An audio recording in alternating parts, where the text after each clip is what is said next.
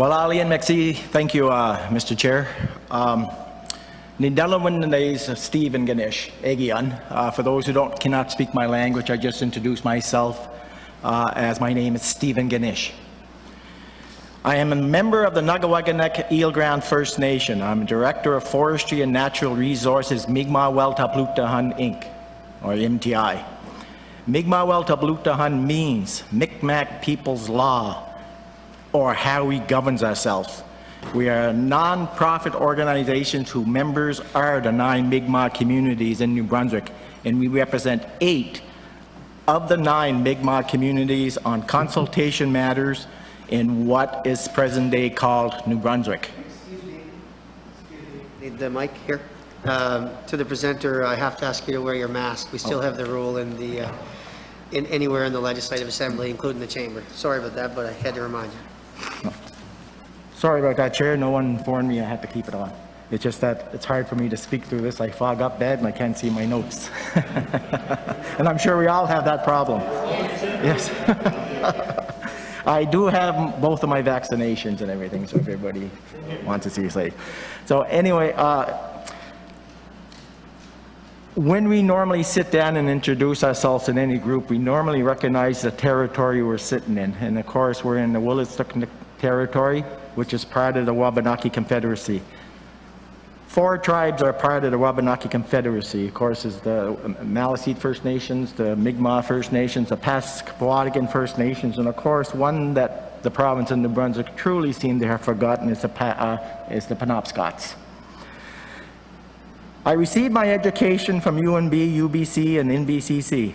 I'm a recipient of the Canadian Forest Service Merit Award in 2006 and held the position of Natural Resource Director for Eelground First Nation from 1992 to 2012. During that time, I brought Forest Stewardship Council FSC certification 2005 to 2010 to the community of Eelground, a first for any forestry operation in Canada, Indigenous or otherwise. In 1998, I was presented with the James N. Kitts Award from the Canadian Institution of Forestry for my individual contributions made to sustainable resource management, and the Milton F. Gregg Award from the Conservation Council, along with the Gaylor Award for Sustainable Business Development Initiative and Environment Protection. I received both of those in 1999. Within MTI, I brought forth collectively with the MTI team substantial changes on how the peat industry, Department of Transportation, Department of Local Environment and Local Government, addressing concerns and issues related to major infrastructure and resource development projects. We were not initially invited to participate in these hearings, but felt it was important and necessary for you to hear an Indigenous perspective. So we asked to be added to the witness list. We have had about a day to prepare. So this is not a comprehensive presentation, but will outline some necessary background observations and recommendations you should consider in your deliberations. I'm always available to discuss this in more detail with any member who may have expressed interest afterwards.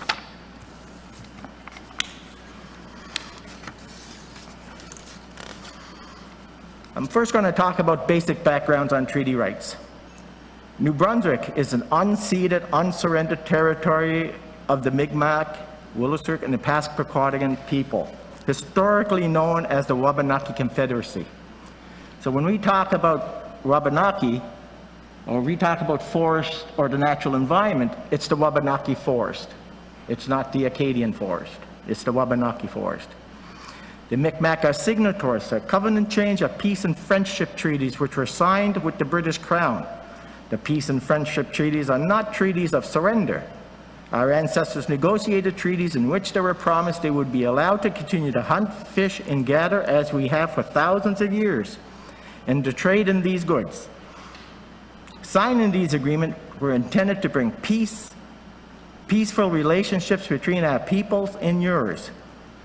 The intent was to share the resources and to share in stewardship on the land. Unfortunately, this has not been the case. The Mi'kmaq and Wolastoqs has established Aboriginal and treaty rights under Section 35 of the Canadian Constitution Act 1992 and have been upheld by the Supreme Court of Canada. We have Aboriginal title throughout the land and waters of this territory. This includes all of Nova Scotia, New Brunswick, PEI, as well as parts of Quebec, Maine, and Newfoundland. And if you look at those boundary lines are pretty well what present-day society would delineate as the Acadia Forest. It's the Wabanaki Forest. Natural resources are an integral part of traditional lands and waters of the Mi'kmaq and Wolastoq people. We may use them, but we are also the custodians. Natural resources are not simply here for the taking, rather they must be managed carefully so as to provide benefits today while guaranteeing the rights and needs of generations yet to come. On the side of consultation and forest management with the province, we have been trying to work with successive governments on how to improve decision-making processes around forestry and natural resources. We strongly believe Indigenous communities need to be involved at the beginning of any decision-making process. This is a key. Another key component of this process involves the development of a provincial-wide Indigenous knowledge study. We presented the province of New Brunswick with a proposal and budget way back in 2017.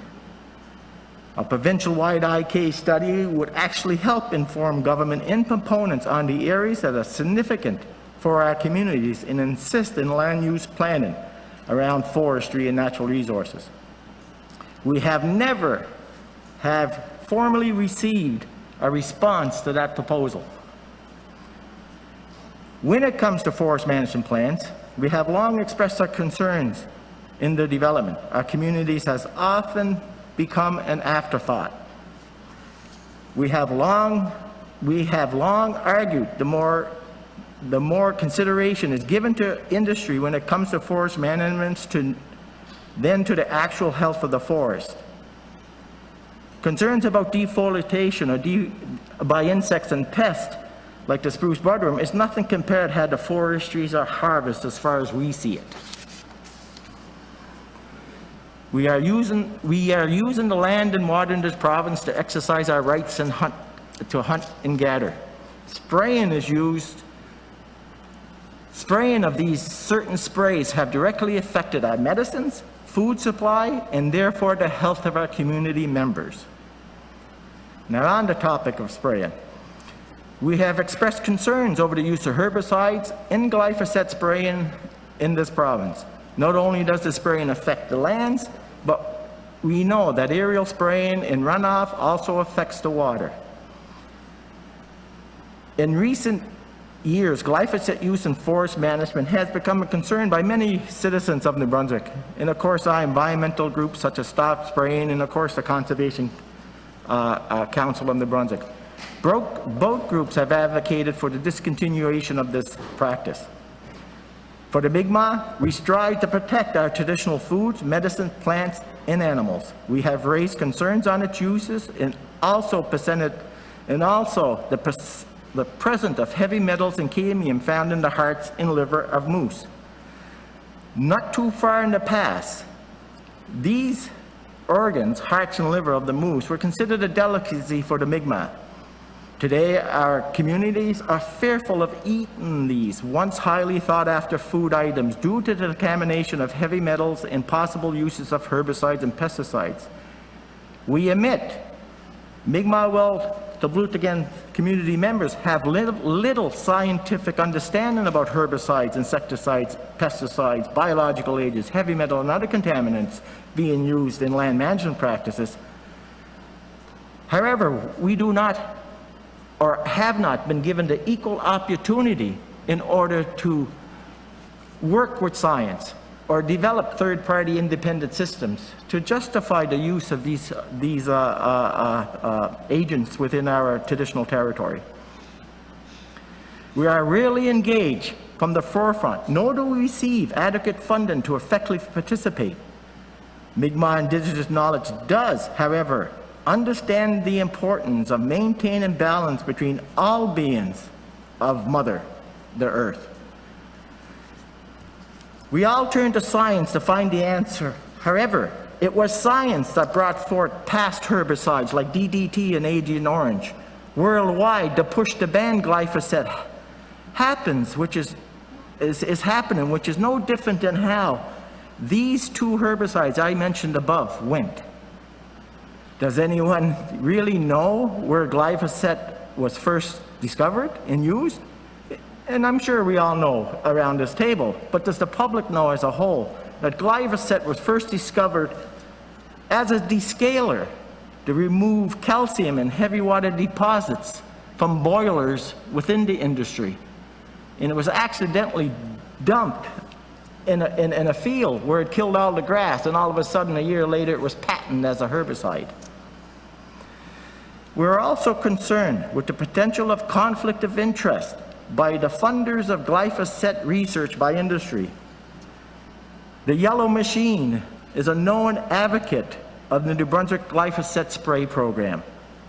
To date, most of the research being carried out on Mi'kmaq land in New Brunswick has not been in collaboration with the Mi'kmaq. Indeed, this lack of collaboration that inclusive of industry as a primary contributed funder is the cause of skepticism towards the result, as the Yellow Machine is a benefactor of the outcome. Mi'kmaq Tplu'taqnn seeks to work with an unbiased third-party team of expert scientists to carry out literary reviews followed by land research to gain a better understanding of the effects of not only glyphosate, but also BDK and other introduced poisons on our traditional foods, medicine, wildlife, and ultimately our culture and way of life. The Mi'kmaq has extensive and intensive knowledge of our traditional lands on the effects of activities on this land, includes the impact to the ecosystem and its wildlife. The Mi'kmaq and New Brunswick are unwilling to continue standing aside and be expected to accept only what we are told about our environment, about our ecosystem, and the health of our land called Mi'kma'ki. We have great concerns about the continuation of our culture under current circumstances, because our culture is so intricately tied to the health of our land and the animals and the plant we rely on for substance. Our recommendations: have the funding available for the province for a provincial-wide ICI study. This will help show traditional land use of the Indigenous people in New Brunswick. We say this simply because of the fact, the scientific data that we so depend on as individual, as society, is a result of grants, government funding, research money, all sources of funding, so the various institutions and the various doctors and scholars out there can do the research and do the data collection for us. We don't get that right. We don't get access to that type of resources, and it's our land. A meaningful consultation process where Indigenous people are involved in the forefront. This would include consulting on spraying activities in New Brunswick. Fund a study that would show if the spraying of herbicides use in New Brunswick impacts our food and water supplies. We've been attempting to do that through the federal government and through DERD. Because our elders have been asking us, is our moose safe? Can we still eat our moose? Is our salmon safe? Because they have read studies, they'll see reports that show glyphosate can disseminate in water courses up to 15 kilometers away from spray areas. One of the things that really baffle us is industry forestry operations are not subjected to an environment impact assessment. And even though we have issues under the environment impact assessment process, because it's 1970 language, it needs to be updated and revised. since all other resource users and takers have to do EIAs. But the biggest consumer of our natural resources within our forestry are excluded from EIAs. Why? We can't understand that. I thank you for listening to me today and welcome any questions you may have. Thank you, Chair. Mr. Kuhn, go ahead. Well, I hope I get all their time as well. David, how you doing? Good afternoon, Mr. Ganesh. Thank you for being here. And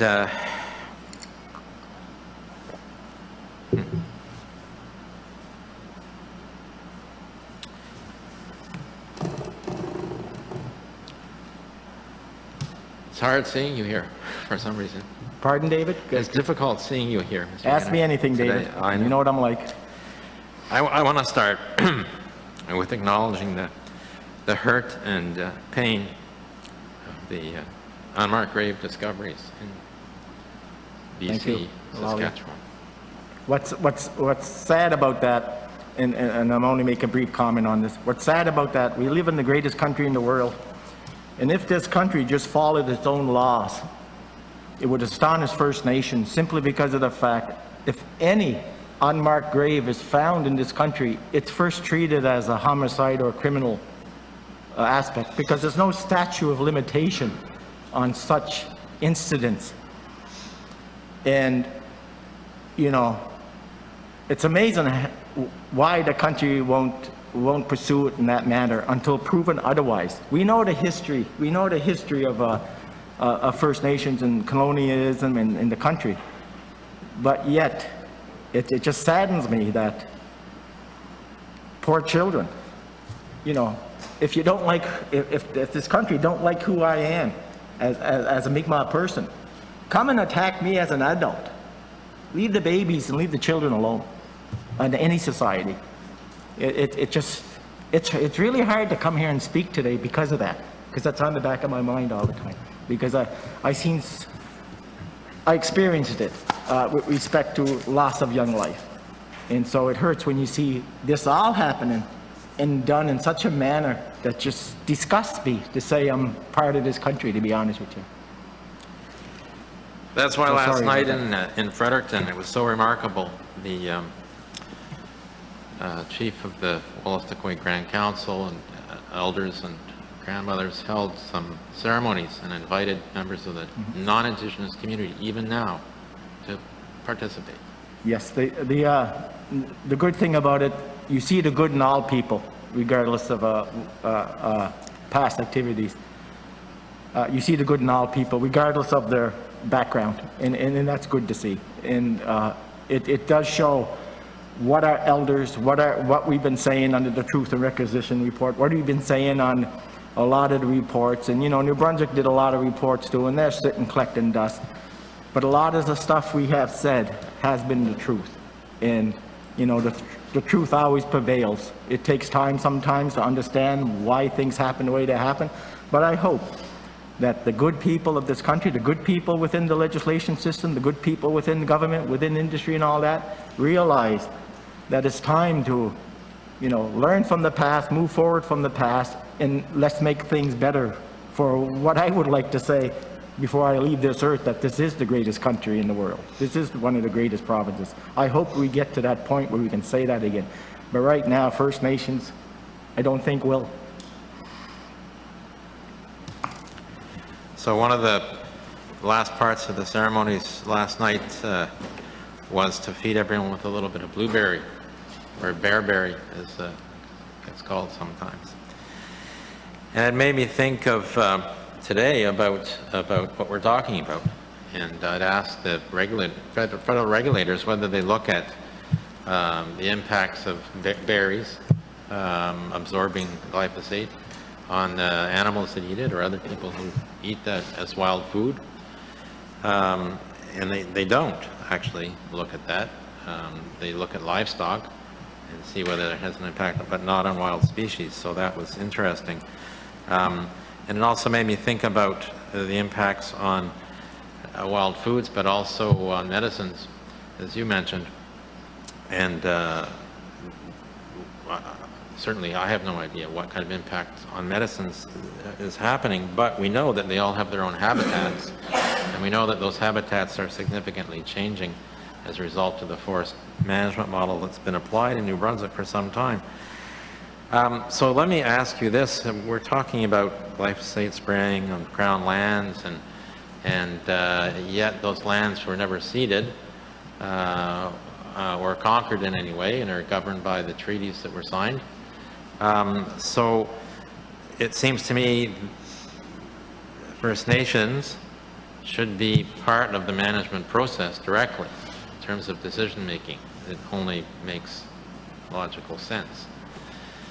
So where are those discussions with New Brunswick about, I don't know whether it's a co-management arrangement or where are those discussions at in terms of First Nations taking their rightful role in helping to oversee the management of what happens on what we call the Crown lands? Well, David, you asked a loaded question there. Where do I start? I'll go to the berries and the concerns around medicinal plants and roots and stuff like that.